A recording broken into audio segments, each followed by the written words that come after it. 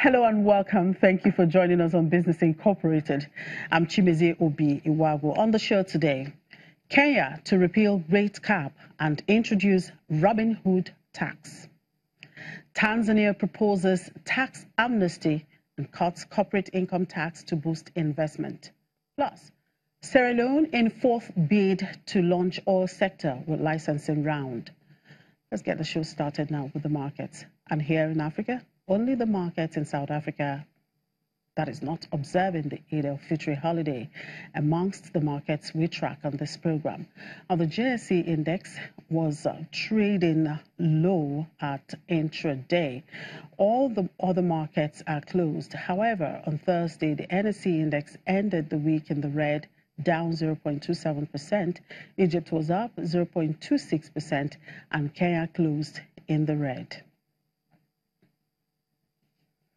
In the Middle East, markets are closed today, but on Thursday, most of the markets closed in the green except Dubai, which ended 0.42% in the red. Abu Dhabi was up 1.76% and Saudi was up 0.32%. Qatar also ended in the green, 0.19%. In Europe, shares were lower in early trade as investors paused for breath after a stellar rally in the previous session fueled by the European Central Bank. Let's talk to Janelle now. Hello, Janelle. Good afternoon. A beautiful Friday to you. A beautiful Friday back to you. Has the markets fully digested the outcome of ECB's Thursday's meeting? Well, as you know, Jimmy, they had so much to digest this week. The end of this trading week actually seemed really long in coming with a flurry of market-moving news. You had news on the geopolitical front, both transatlantic and trans-Pacific. You had all those monetary decisions from the ECB as well as the Federal Reserve. And now this new focus on trade, but we will come to that in a moment. I've been tracking market reaction all week, and as you said, yesterday was an extremely good day for stocks as the ECB reinforced the growth story of the Eurozone. Now markets have lost confidence again as they remember the threats to that particular narrative. So once again, to review what the ECB had decided yesterday, they said that they would wind down asset purchases starting in December while keeping interest rates at a historic low for perhaps longer than projected. This was widely seen by investors as a compromise between the hawks and the doves, and that was widely welcomed to the market. Now, we saw the euro actually down by a whopping 1.9% yesterday, but it seems to have recovered today as banks adjusted their forecasts to reflect more accurately the ECB's guidance, and that's removed some uncertainty for the market. But as I mentioned, while they have digested that news for the ECB, their focus has since shifted elsewhere, and that's what's expressing itself on that board behind me.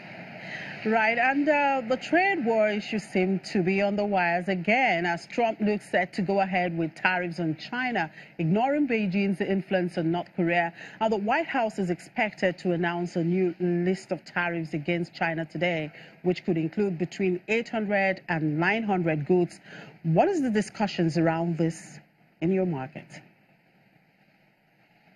Indeed. So the U.S. has just announced actually a $50 billion list worth of goods targeted for tariffs and said that it would pursue more if China retaliates. But, you know, that's just one of the global trade fronts that's crowding news on the markets here today. So that list of Chinese tariffs is one. And you have, of course, the EU countermeasures to the U.S. aluminum and steel tariffs that were announced yesterday. And we also heard news from last night that Italy said it would not ratify the free trade agreement between Canada and the EU called CETA. So that's a lot of trade-dominated news that's making investors quite nervous. Now, it helps somewhat that they were prepared for at least some of these developments. Now, today was, of course, in the calendar of investors as the day that the U.S. would announce the final list of those goods from China to be tariffed. And, you know, meant to be targeting the sectors that China sees as its future growth sectors. So not necessarily where China is making its most money today, but in areas like robotics, for example. So that tells you that what they're trying to do is provide China with a vision of a future where they're not dominant. These tariffs are a political statement indeed, and we can also expect the response that's being prepared now coming out of China to be similarly political. We know that they've been preparing a list of products that would potentially target the produce made in the states that supported Trump during his election. Now, I think what everybody is talking about here, of course, is the fear of escalation. People are willing to accept a certain level of rhetoric because they just say that, you know, it's part of strengthening your hand in negotiations. On the other hand, there's this very real fear that a show of escalation will also erode investor confidence, and that will have knock-on effects on the world economy.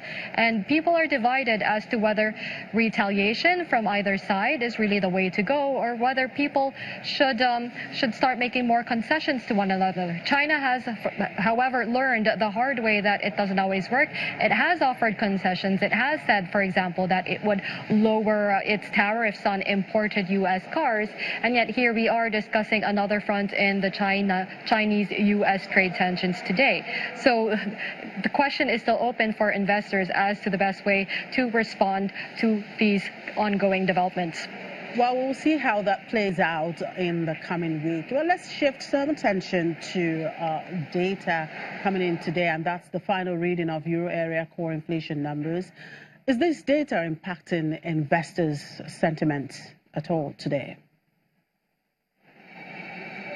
Well, not in a way that we can really see from the markets, although they've certainly taken note. They said that consumer, for example, that data which says that Eurozone consumer prices rose by 1.9% last month on a higher energy costs, food and services. This is to them a signal that the earlier estimates from the European Central Bank were, of course, also a reliable assessment of the situation.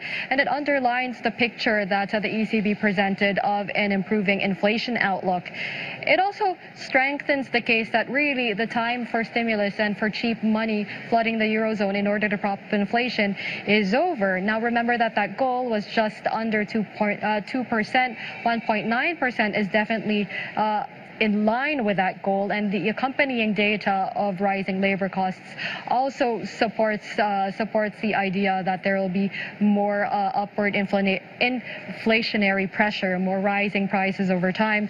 Now, investors are taking note of the fact that this means that the ECB has more or less succeeded in what it's wanted to do, despite the number of risks facing the Eurozone. The risks that, again, I already said, like the risks that's foremost on their mind at the moment is trade, but there are also others like Italy's populist government or the yet undetermined impact of Brexit. But the data for now confirming estimates of a return to higher inflation has been most seen on the currency markets, with the euro beating most of its peers in European sessions today. Well, Janelle, it's been a beautiful week working with you. Enjoy the weekend with the World Cup. Thank you for your time.